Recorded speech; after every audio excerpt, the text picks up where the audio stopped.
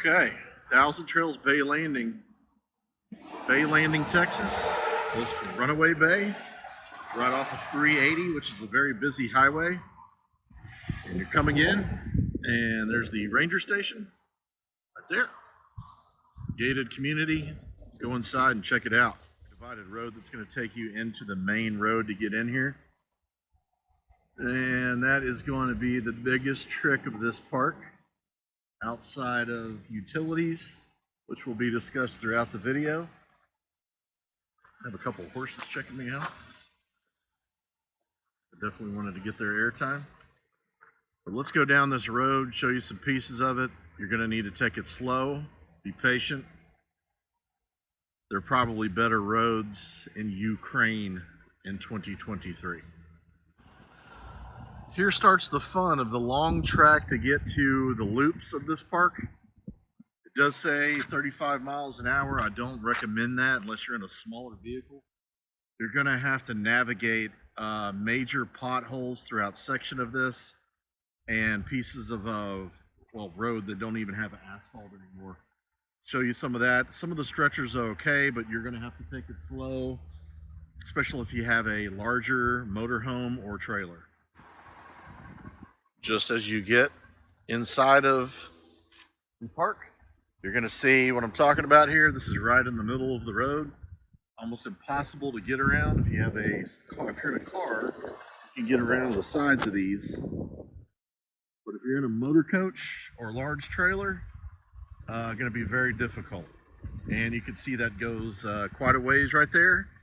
And then it'll stop, be smooth, and we'll start all over again. This will be stop number 2 on the road to get in. Haven't even made it to the inside of the park yet. As you can see, another good stretch of landmines for your vehicle. And it'll smooth out again, and then there'll be another treacherous area that you'll have to go through. Very difficult to go on the sides of these because there's not a whole lot of room if you're in a larger vehicle. And so that is a pit stop number 2. We'll keep on going. Okay, so the third area where it looks like a B-52 bomber came through here and leveled the road. You're gonna get stuck navigating this. On this left side entering or right side exiting, there is a way for you to sort of get around all of this. And it's be patient. Maybe if someone's coming the other way, you can just wait them out and then use that stretch right there. But the middle of it is just quite frankly unusable, and yeah, it's just not good. You made it through the third portion of that, and then you'll have some more landmines here in our next stop. It still says 35, don't do it. And this is right before you pull off to what they call section 2, which is the first place you can stay inside of. We'll talk about that once we go down section 2.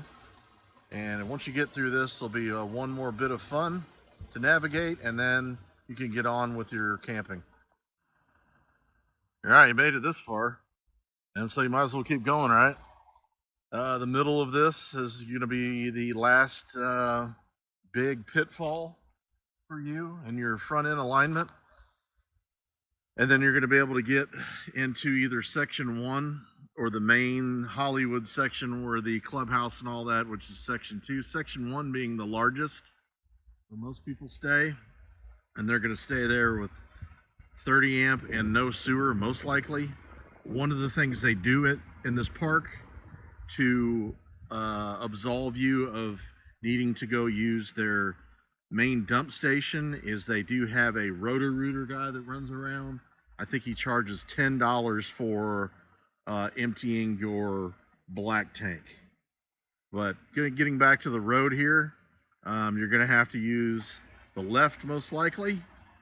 Maybe the right if you're in a car, but the left here is the way to get past these landmines that are set up for us.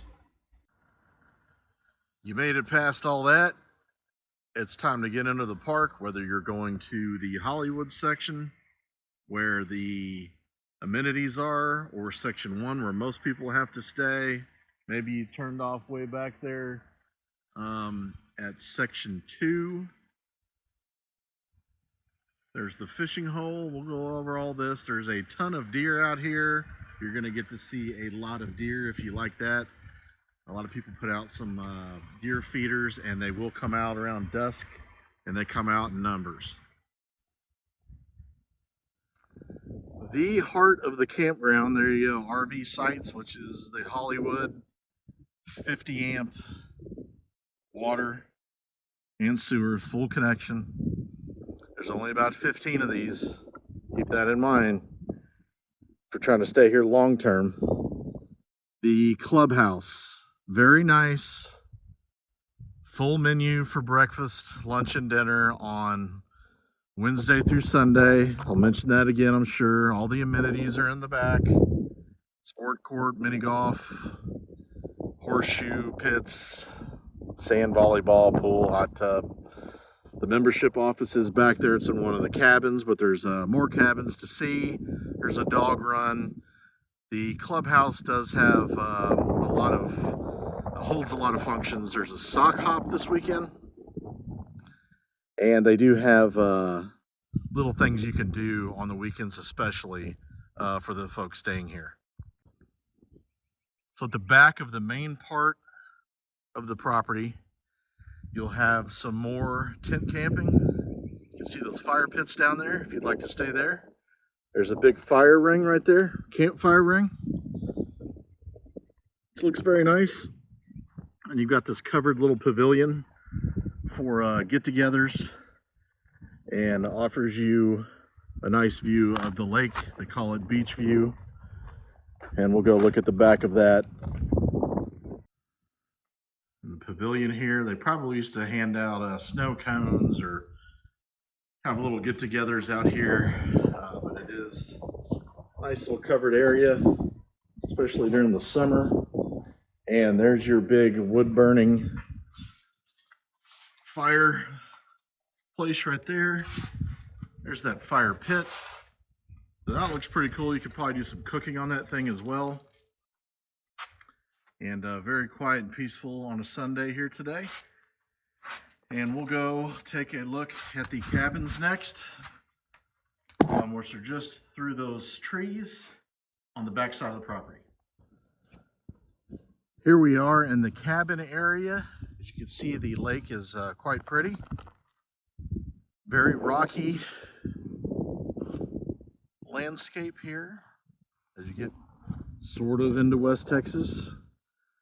The cabins are duplexes, so you'll have an A and a B, but they look like to be pretty good size. And this is the cabin loop. And once again, we have Disco Dog. Well, they both decided to go for it. It's a nice day, Super Bowl weekend. Still in the cabin loop, you're going to have your A-frame cabins. They're a little bit more private. There's not as many, and obviously they're two-story. They back up to the lake, picnic table, real pit, little deck on the back. Very nice. In the cabin loop, you also have primitive camping, as noted by the sign, and it's just that you're just going down a path which borders the lake, and there's a ton of little spots where you just set up a tent of any size and have at it. Boat ramp as well.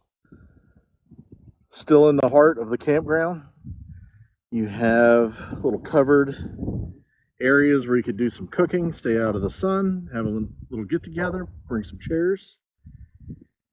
There's a couple more cabins up here. One of them is used by the member specialist. That building is the main office. Got a playground, sport court over there. You can see the pool and hot tub. And this is they call it Hollywood. This is the main loop where you have 50 amp and also water and sewer. I think there's only 15 spots in this whole campground that have all three of those things that I just mentioned. So they are very hard to get, and it's even more complicated because full-time members live in some of these. So good luck trying to get a 50 amp with water and sewer on your stay.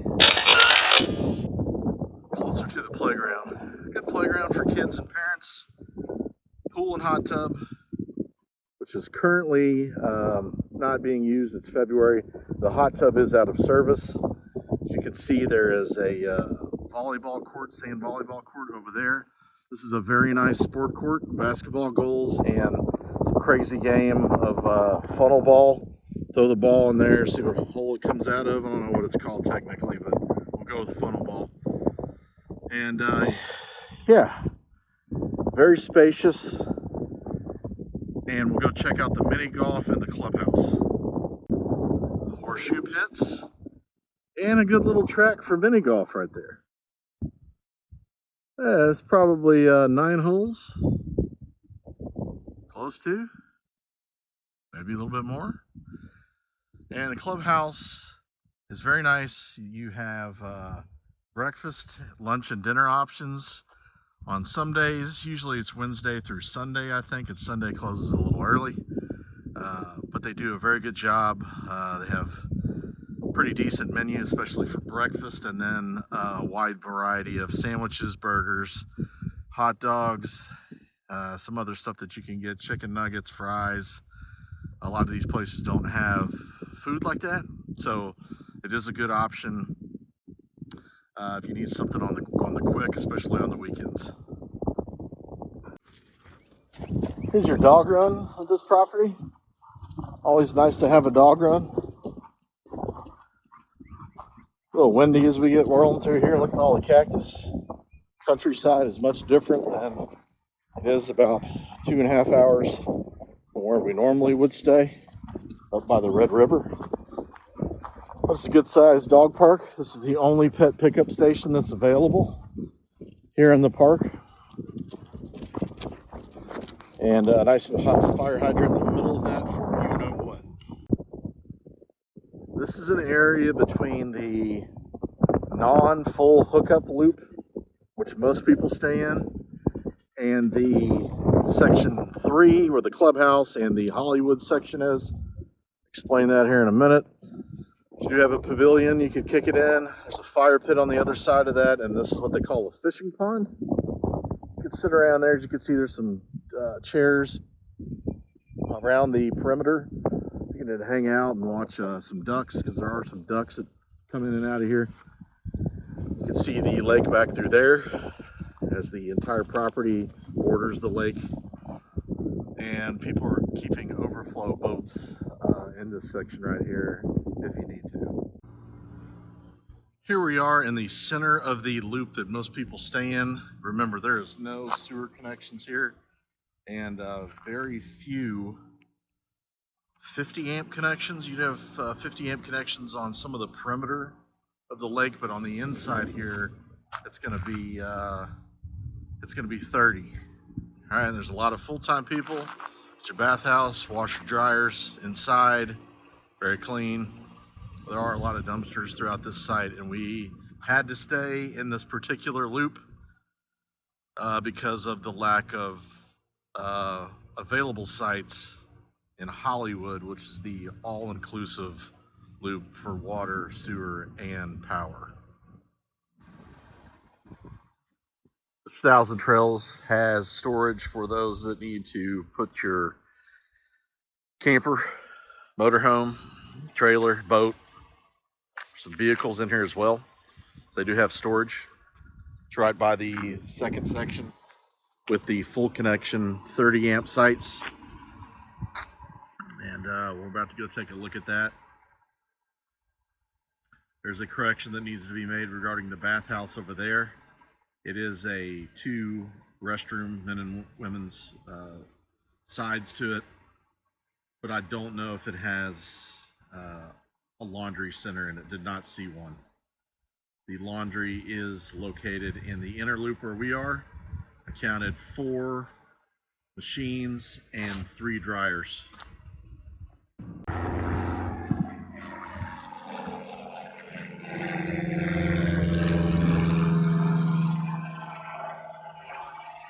Alright, that's some live action of a plane taking off at the municipal airport that is adjacent to the park. This is section 2. As you can see, there's another bathhouse identical to the one in section 1 where we're staying. And they do have full connections here in this very small loop. You'll be parking on some grass most likely, and it is occupied mainly by full-time people. There's not a whole lot of sites available, but it is only 30 amp. So most likely if you're going to come here, you're going to be staying at a 30 amp site with no sewer. Again, this loop does have full connections, 30 amp only.